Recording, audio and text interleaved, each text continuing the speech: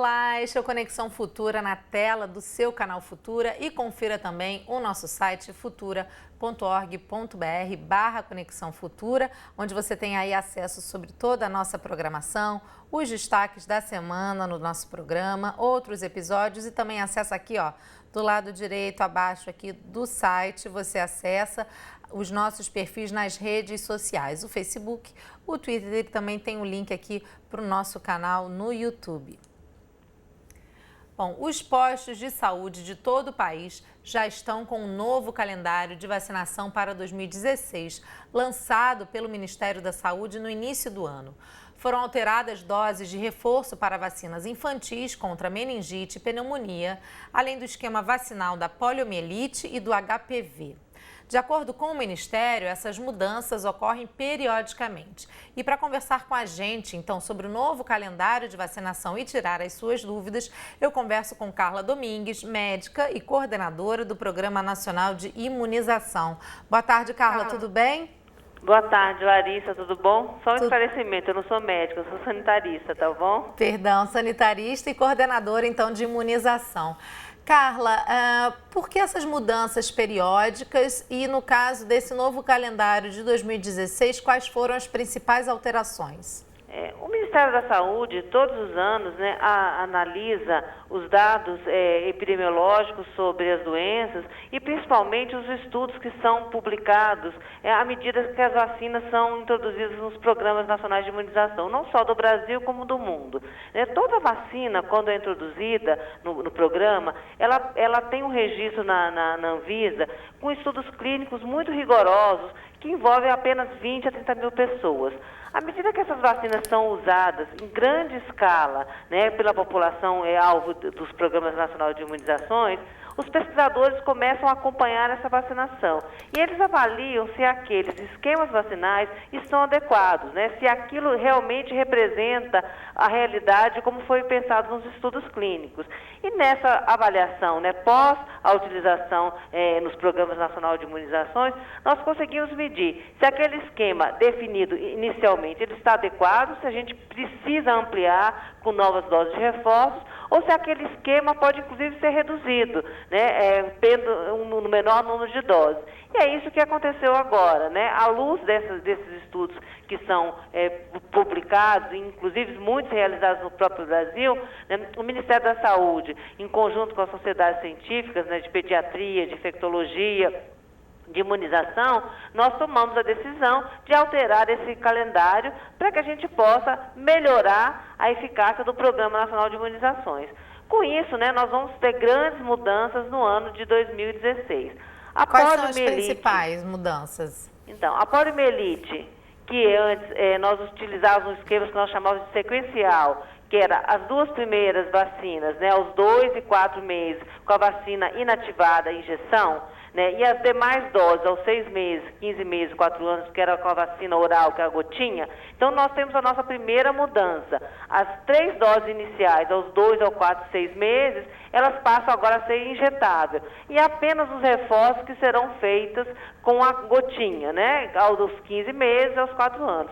A nossa campanha, que a gente faz anualmente no mês de agosto, essa também continua sendo com a gotinha, para as crianças de 1 a 4 anos. A vacina de pneumonia, né, que nós utilizamos no Brasil, a vacina pneumocócica 10 valente, né, ela era um esquema de 3 doses, mais um reforço. Então, há uma grande mudança também. Os estudos mostraram que não havia necessidade dessa terceira dose, que com 2 doses nós tínhamos a mesma efetividade de 3 doses. Então, no sentido realmente da gente aumentar a adesão da vacinação com as crianças, se nós vamos obter o mesmo resultado, foi retirada a dose dos 6 meses. Isso aconteceu também com a vacina do HPV, né, Carla? Isso. Eu vou falar depois do HPV.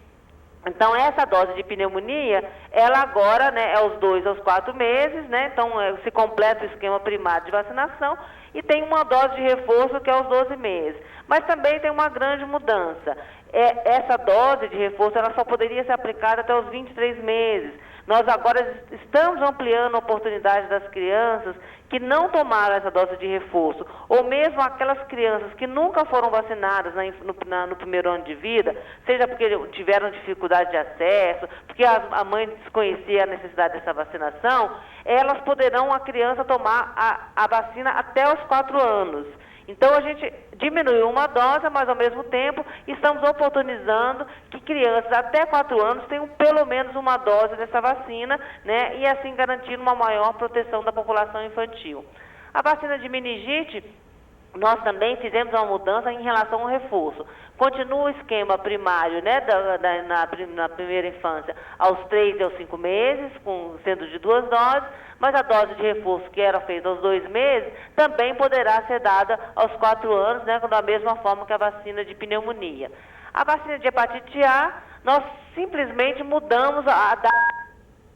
Ela era aos 12 meses, agora ela passa a ser aos 15 meses, para que não haja um número grande de vacinas sendo dadas ao mesmo tempo aos 12 meses. Então, é só realmente um deslocamento no calendário de vacinação. Agora, por exemplo... HPV, em função de que nós...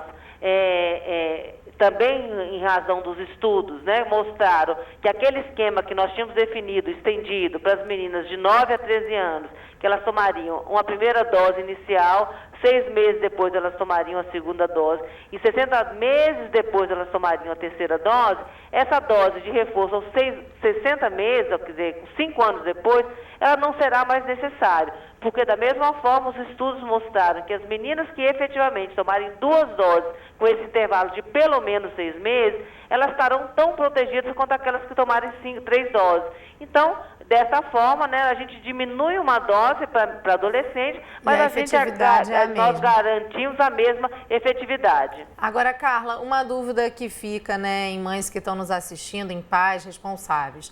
Por exemplo, uma adolescente que tomou a segunda dose do HPV no final do ano passado. Ela não precisa, então, tomar a terceira, mesmo que ela tenha começado as doses em outro lote, não há mesmo a necessidade de tomar a terceira. Essa pergunta também para a criança, né? Por exemplo, a mãe que já deu 2 doses de uma vacina que, como você disse, houve essa mudança que não precisa da terceira dose. Ela não precisa, então, se preocupar porque a sua criança já está imune com essas 2 primeiras doses. Exatamente, né? Então, se a criança, por exemplo, ela chegou, completou 4 meses, né? Então, ela é 6 meses. Uma criança, em janeiro, ela completou 6 meses. Ela tomaria a terceira dose da pneumocócica 10 valente. Não será mais necessário, né? Uhum. Mas é importante frisar que essa mãe deve levar a criança para tomar o reforço, né, aos 12 meses, né? Ela não pode terminar o esquema vacinal só aos 4 meses, ela tem que completar todo o ciclo, né? Então, e a mesma forma as adolescentes. Se ela só tomou uma dose de HPV, as meninas entre 9 a 13 anos, ela deve tomar a segunda dose, né? Mesmo que já tenha passado 6 meses entre o tempo de uma dose e a outra. Mas se ela já tomou as 2 doses, ela já está considerada protegida. Que bom. Carla, uma dúvida que sempre fica também o meu filho já tomou todas as doses da poliomielite e aí o governo faz anualmente aquela campanha.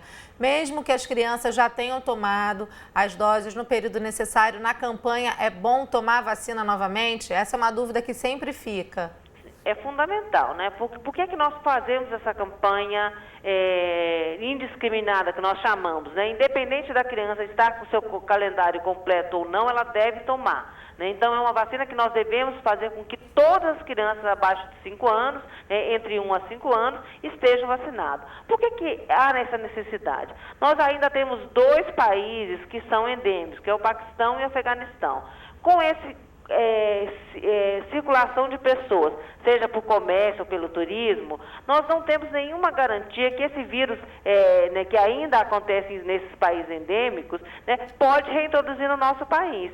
E a única forma que nós temos de garantir essa, que nós chamamos de imunidade de grupo, é fazer essa vacinação indiscriminada, vacinando todo mundo ao mesmo tempo. Porque dessa forma, o vírus que dá polio oral, né, que é da gotinha, ele tem um fenômeno diferente da vacina injetável, que é a capacidade da criança, quando toma essa vacina oral, né, e essa grande quantidade de crianças tomando, esse vírus vacinal fica circulando no meio ambiente. Então, se aquela criança que possivelmente não tenha tomado, né, nós estaremos protegendo essa criança indiretamente.